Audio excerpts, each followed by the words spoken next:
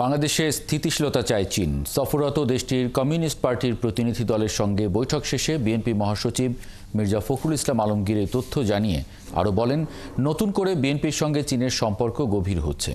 আর দেশের নির্বাচন পরিস্থিতি সম্পর্কে তাদের ব্রিফ করার কথাও জানান তিনি, যদিও এটি বাংলাদেশের অভ্যন্তরীণ বিষয় বলে মন্তব্য করেছেন চীনা রাষ্ট্রদূত।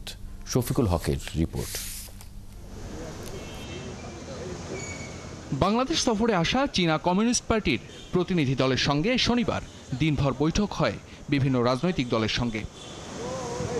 এরই ধারাবাহিকতায় সন্ধ্যায় রাজধানীর একটি হোটেলে বিএনপির সঙ্গেও অনুষ্ঠিত হয় বৈঠক। প্রায় 2 ঘন্টার বৈঠক শেষে চীনের রাষ্ট্রদূত বলেন, বাংলাদেশের সঙ্গে ভবিষ্যতে তারা আরও গভীর সম্পর্ক চান। জানান, এদেশের নির্বাচন নিয়ে তাদের ভাবনা।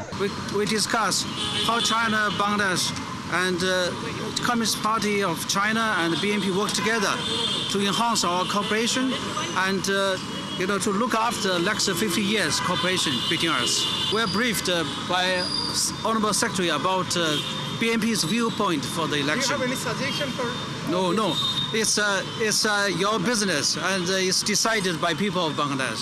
বৈঠক শেষে সাংবাদিকদের সঙ্গে কথা বলেন বিএনপি মহাসচিব মির্জা ফখরুল। বিগত 15 বছর ফ্যাসিস্ট সরকারের কারণে চীনের সাথে যে দূরত্ব তৈরি হয়েছে সেটি ভবিষ্যতে কমে আসবে বলে প্রত্যাশা তার। এটা আমাদের একটা খুব অনেক পুরনো সম্পর্ক আছে আপনার চীনা কমিউনিস্ট পার্টির সঙ্গে। এটা প্রায় মাঝখানে 15 বছর ছিল না, কারণ আপনার ফ্যাসিজম সেগুলো অ্যালাউ করেনি। এখন আবার আমরা সেটাকে রিভাইভ করেছি, ফলে আমাদের চাইনিজ কমিউনিস্ট পার্টির সঙ্গে আমাদের সম্পর্ক এখন আর গভীর থেকে গভীরতর হচ্ছে।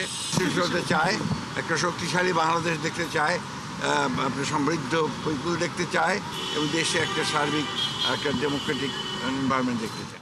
শফিকুল হক, 71, ঢাকা।